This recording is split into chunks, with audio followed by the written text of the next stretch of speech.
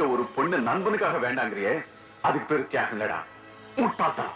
இந்த மாதிரி சந்தர்ப்பவாதிகளுக்கு பேசுறதுக்கு நீ இடம் கொடுக்கற, அவ்வளவுதான்.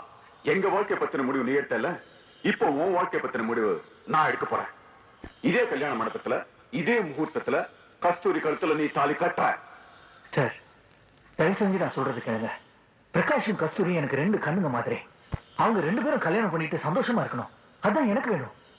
பிரகாஷ்க்கு இந்த விஷயம் தெரிஞ்சா அவனால தாங்க முடியாது சார். ப்ளீஸ் அவங்க ரெண்டு பேருக்கு கல்யாணம் பண்ணி வச்சிருங்க. அவரை ஏன் கழுத்துல தாலி கட்ட வைக்கிறதுக்கு நீ யாரு? நான் ஒன்னதான் காதலிச்சேன், அதுக்காக நீ உயிரை கேட்டாலும் நான் கொடுப்பேன். ஆனா நீ இஷ்டப்பட்ட ஆளை கல்யாணம் பண்ணிக்க சொல்றதுக்கு உனக்கு உரிமை இல்லை. நானும் ஒரு பொண்ணு தானே, எனக்கு மனசு இருக்காதா? அந்த மனசுல ஆசை இருக்காதா? அதை பத்தி ஏன் நீங்க எல்லாம் யோசிக்க மாட்டேங்கிறீங்க?